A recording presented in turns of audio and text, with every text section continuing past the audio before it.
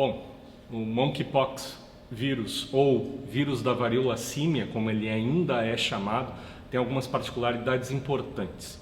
Primeiro, é um vírus de DNA, ou seja, o genoma de DNA, um genoma de DNA relativamente longo para vírus, um vírus envelopado, todavia, apesar de envelopado, um vírus com grande resistência no ambiente e, por isso, algumas possibilidades de transmissão que a gente vai comentar mais adiante.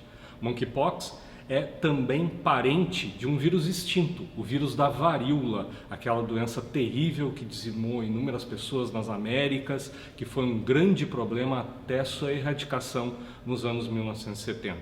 E também parente de outros vírus que ainda ocorrem, como o vírus da vaccinia, o vírus da varíola bovina, que por vezes acaba infectando seres humanos e é um problema de saúde na região sudeste do Brasil. Especificamente sobre o monkeypox, ainda temos que dizer que até 2017 e 2018 nós tínhamos uma história para esse vírus. Um vírus que evoluía normalmente nos seus hospedeiros naturais, roedores da África, e que esporadicamente, acidentalmente acabava infectando e se transmitindo em pequenas cadeias em seres humanos no ambiente africano.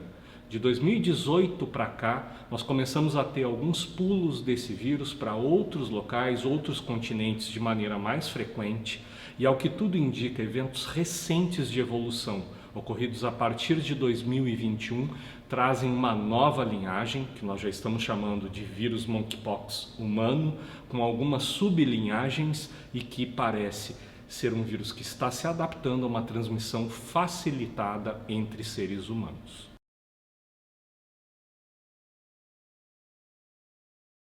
O período de incubação de monkeypox é variável.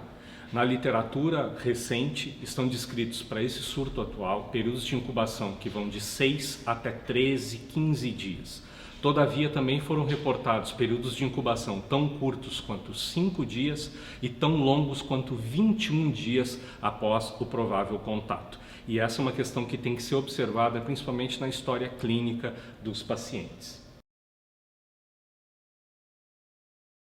Quanto aos sintomas, o que tem se reportado de maneira mais frequente são inchaços dos linfonodos, principalmente os linfonodos inguinais e linfonodos cervicais, para os primeiros casos que foram reportados agora na literatura, mal-estar geral, perda de apetite, febre, dor de cabeça em alguns casos, a febre em por volta de 70% dos casos, alguns pacientes não apresentam febre, e as lesões características no corpo, que começam com pequenas elevações, evoluem a pápulas, vesículas e por vezes a formação de erosões com muitas vezes uma dimensão relativamente importante, normalmente até algum tempo atrás, muito relacionadas aos órgãos genitais, ao ânus, à boca, à região do pescoço, ao tronco e, em alguns casos, já sendo reportado lesões mais generalizadas atingindo as mãos.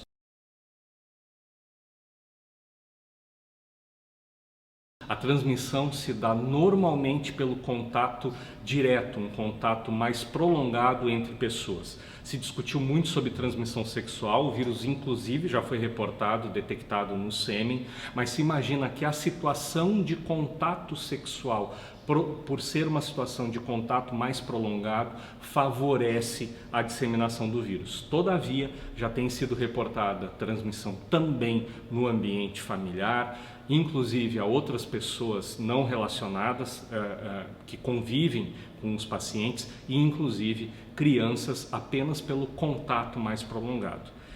Como eu falei, a transmissão do vírus ela também se dá, além do contato direto, pela presença do vírus, principalmente em roupas de cama, material que pode ficar contaminado pelo contato com a pele dos pacientes, e esse deve ser um cuidado especial, especialmente no ambiente hospitalar, em hotéis, ambientes onde se utiliza material, roupas de cama de maneira pública, então que se tenha o devido cuidado na desinfecção desses materiais.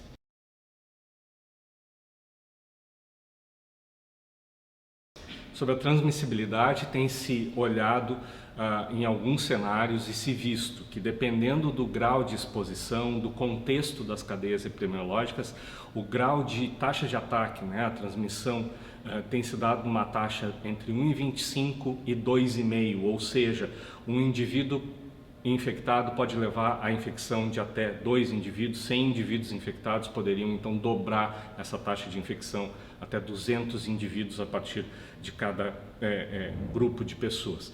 Ou seja, muito parecido com aquilo que a gente viu com o SARS-CoV-2. Só que, claro, como ainda não está comprovada, por exemplo, a transmissão aérea, a gente não espera uma transmissão tão eloquente, mas é preciso o aviso e o cuidado.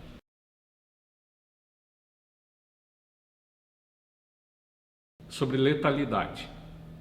Esta linhagem que está circulando pelo mundo, ela é derivada da linhagem do oeste africano, do monkeypox vírus, e o que nós sabemos dessa linhagem é que lá, originalmente, ela apresentava uma letalidade de até 4%. Todavia, esse vírus que circula agora, como comentei, parece ter uma transmissibilidade mais alta, mas felizmente a letalidade é mais baixa. Inclusive em pacientes HIV positivos, que foram um contingente importante, principalmente do início do surto, felizmente não se observou uma letalidade tão alta.